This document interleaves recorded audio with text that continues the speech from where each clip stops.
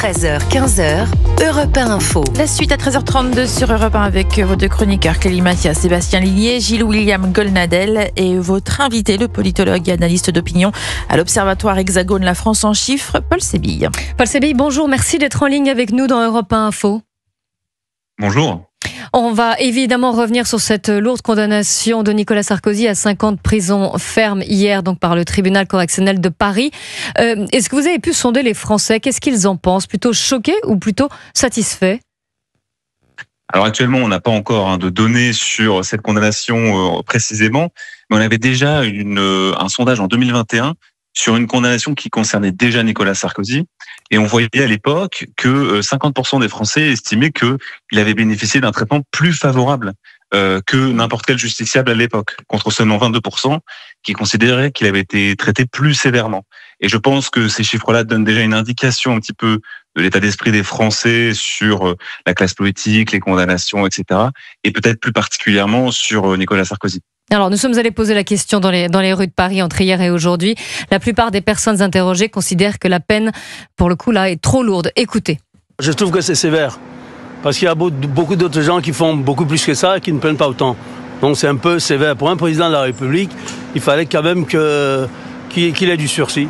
Moi, je trouve que c'est bien parce que les hommes politiques puissent avoir la même peine que n'importe quelle personne. C'est scandaleux. Cette condamnation n'est pas juste. Voilà. C'est plus la juge, la présidente du tribunal, a plus rendu un verdict politique que justice. Paul Sébille, est-ce qu'on peut dire que dans cette affaire, finalement, il y a soit les politiques, soit la justice qui en sortent discréditées? Alors ça, c'est sûr, c'est que de manière générale, ces affaires-là créent un sentiment un petit peu de rejet de tout, et surtout qu'on en parle trop, on parle trop des affaires, on y passe trop de temps par rapport aux préoccupations des Français. Et aussi, il faut dire que les Français ont aussi l'idée qu'il peut y avoir des tentatives de manipulation politique de la part des juges, mais que ça n'exonère pas les hommes politiques quand même de soit respecter les décisions de justice, etc. Donc il y a deux choses quand même, mais il faut bien souligner, et c'est important, que les Français n'ont pas plus confiance dans la justice que dans les hommes politiques. Et que ça crée un peu ce sentiment et cette atmosphère de rejet global qui est un petit peu inquiétante malgré tout. Oui, c'est ce que l'un des avocats, en tout cas Nicolas Sarkozy, dit, des décisions qui mettent la démocratie en danger. Vous partagez son point de vue ?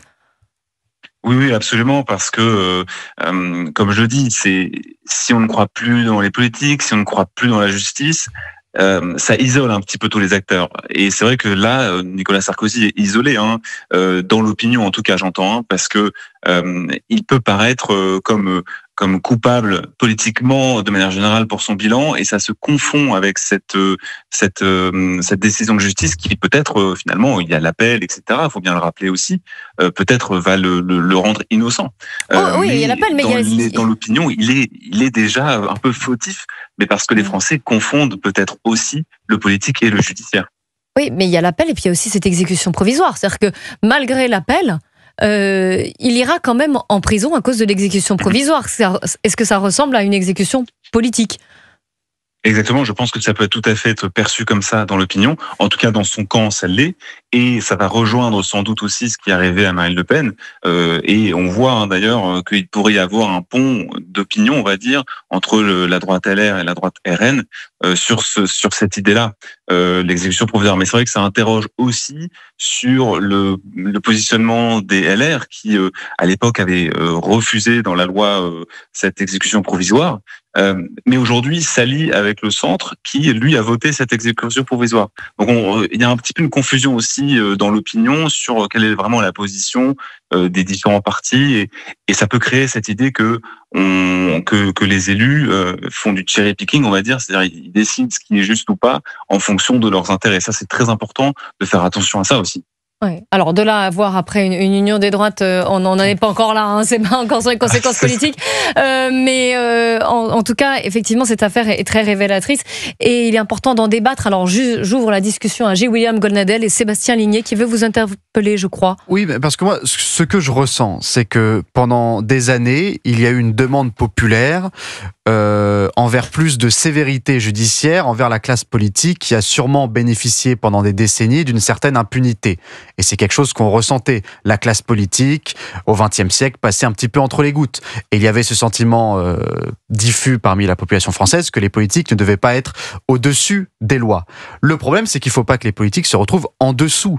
Et j'ai quand même un petit peu l'impression qu'il y a un retour de bâton judiciaire, que Nicolas Sarkozy, comme Marine Le Pen, peut-être comme demain Jean-Luc Mélenchon ou Édouard Philippe ou Emmanuel Macron ou que sais-je, prennent un petit peu pour tout le monde et qu'il fallait en faire un exemple et que finalement la balance est en train d'être rééquilibrée un petit peu de force et qu'on se retrouve à devoir juger plus sévèrement les politiques pour finalement expier une faute que la justice aurait commise pendant des décennies en fermant les yeux sur les actes délictueux des hommes politiques. Alors attendez, parce que là je crois qu'il y a J. William Goldnadel qui parce que me paraît en désaccord. Oui, parce que moi je sais simplement, je suis empirique, je suis pragmatique, je sais simplement que M. Cahuzac, socialiste, qui voulait faire rendre gorge aux délinquants fiscaux et qui avait un compte en Suisse, qu'il niait, il n'a pas fait un jour de prison. Oui, mais ça a marqué l'opinion, justement. Non, mais ce que je veux dire, à ma connaissance, vous dites que M. Mélenchon, peut-être aussi, il va pâtir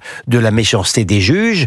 Moi, jusqu'à maintenant, la dureté des juges, je l'ai vu appliquer contre toute logique et contre toute expérience, uniquement par rapport à Marine Le Pen et par rapport à M. Sarkozy, à qui on a, encore une fois, imposer l'exécution provisoire. Alors là, J. William Goldnadel, vous dites que la justice est biaisée et idéologisée. Alors, mais bien sûr, j'affirme que la sociologie des juges ressemble un peu à la sociologie des journalistes, et donc, sans vouloir considérer que tous les journalistes ou tous les juges sont d'extrême gauche, malheureusement, il y a quand même un tropisme important. Et je voudrais dire, là, vous dites que la démocratie, elle est mais c'est bien plus que ça. Si le peuple français, comme il en a le droit, doute aussi de ses juges, mais c'est une faillite générale de la société, c'est bien au-delà encore du problème de la démocratie. Et c'est quoi alors, un point de bascule vers quoi ? Mais on est dans pardon de vous le dire, on est dans la faillite économique. On est dans une sorte de une faillite sorte de philosophique. On est dans une faillite judiciaire. On est dans une faillite au niveau des frontières. Mettez-vous à la place du peuple français. Moi, déjà, pardon de vous le dire, je suis très inquiet. Cet élément-là, nouveau, qui n'est pas nouveau pour moi, mais qui va sauter aux yeux, est très révélateur d'une faillite générale sociétale. Paul Sébille, est-ce que vous diriez qu'on est dans un moment point de bascule vers un populisme, un certain populisme ? Non mais le vide. Sans le signifier, sur le vide carrément. Paul Sébille, votre analyse ? Oui, mais c'est pas seulement la faute de Nicolas Sarkozy ou la faute de la juge en particulier. Alors, c'est quand même un environnement plus général. Et puis, on peut le dire, c'est vrai que Nicolas Sarkozy paie sans doute pour les autres, on peut le dire. On se rappelle de Jacques Chirac qui a pu terminer sa vie sans être impacté. Il y avait une forme d'impunité, mais bon, elle est difficile à évaluer. Je ne trie pas selon, je ne pointe pas du doigt puisque on parle politique, une décision politique. Et je disais que Nicolas Sarkozy payait pour les autres. Il paie aussi pour l'affairisme. On appelait ça l'affairisme rose dans les années 90 avec les socialistes. Il y avait une loi d'amnistie, il me semble, à l'époque, qui avait été votée notamment dans l'affaire Nucci, qui avait choqué les Français, par exemple. Henri Emmanuelli avait été lui-même condamné et les Français n'avaient pas été choqués de cette condamnation. Il avait été condamné en tant que trésorier du Parti socialiste. Et vous voyez, c'est un peu ça. C'est-à-dire que les Français ne sont jamais choqués de voir des élus condamnés. Mais ça crée ce sentiment-là pas de vengeance, mais presque. C'est-à-dire que chaque camp peut se venger de l'autre. Et c'est vrai que là, les juges ont quand même un rôle d'apaisement. Ils auraient très bien pu ne pas prononcer cette peine. Tout en condamnant par ailleurs l'affaire, mais sans cette peine de prison, ça aurait sans doute apaisé les choses. Ça serait, et la même chose pour Marine Le Pen, c'est-à-dire que là, les juges créent aussi du ressentiment dans le camp respectif de chaque homme politique condamné. Le et ça, principe c'est du assez PNF, dangereux. monsieur, c'est le parquet national financier a été créé pour cela, pour expier les fautes de la justice. Et le problème, c'est que le politique a créé le PNF et le PNF va tuer le politique. C'est la faute première. Alors, encore une fois, le PNF, ils s'en est pris à Fillon, ils s'en est pas pris. Je veux dire, à chaque fois, les exemples quand même sont. Julien, moi je pense Allez, malheureusement que ça ne s'arrêtera pas à la droite et que ce système judiciaire va s'attaquer à tout le monde. Je vais remercier Paul Sébille, ils se pensent omnipotents et qui était ils avec pensent qu'ils nous. sont tellement S'il puissants vous plaît, qu'ils on va s'attaquent à continuer tout d'en le parler, monde. vous inquiétez Moi, pas. je suis Paul Sébille, empirique, je le je remercie. vois ce que je vois. Politologue, analyse d'opinion à l'Observatoire Hexagone, la France en chiffres. On continue évidemment de parler de des suites, de ce que cela révèle ou non, de l'impact, des conséquences sur notre société, sur notre politique, notre vie démocratique. Vous nous écoutez sur Europe 1. Très bon appétit si vous êtes à table. Il est 13h43. À tout de suite avec Clélie Mathias sur Europe 1. 13h, 15h, Europe 1 Info.